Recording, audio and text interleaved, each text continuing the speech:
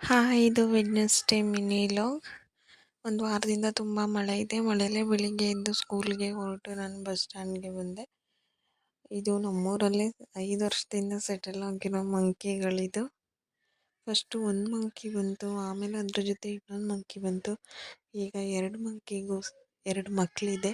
ಈ 4 ಜನನು ಈಗ ನಮ್ಮೂರಲ್ಲೇ ಇದ್ದಾರೆ.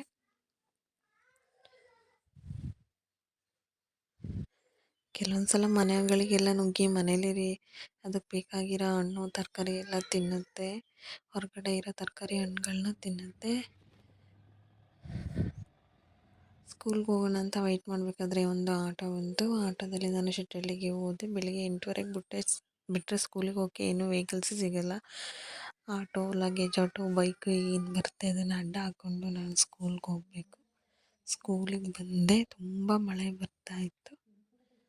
ಯಾವ ಟೀಚರ್ಸ್ ಇನ್ನೂ ಬಂದಿರಲಿಲ್ಲ. ನಾನೇ ಬೇಗ ಹೋಗಿದ್ದೆ. ಆ ಆಂಟಿ ಕ್ಲಾಸ್ ರೂಮ್ಸ್ ಎಲ್ಲ ಕ್ಲೀನ್ ಮಾಡಿ ಕೂತಿದ್ರು. ನಮಗೆ ಕೊಟ್ಟಿರೋ ಕೆಲಸಗಳನ್ನೆಲ್ಲ ಮುಗಿಸಿ ನಾವು ಮನೆಗೆ ಹೊರಟ್ವಿ.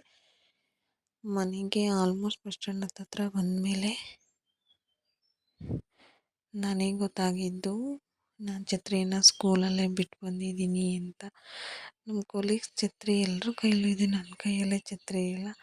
ಆಗ ನನಗೆ ನೆನಪಾಯ್ತು, ನನ್ನ ಛತ್ರಿನ ಸ್ಕೂಲಲ್ಲೇ ಬಿಟ್ಟು ಬಂದಿದ್ದೀನಿ ಅಂತ. ನಾನು ಮತ್ತೆ ವಾಪಸ್ಸು ಸ್ಕೂಲ್ಗೆ ಹೋದೆ.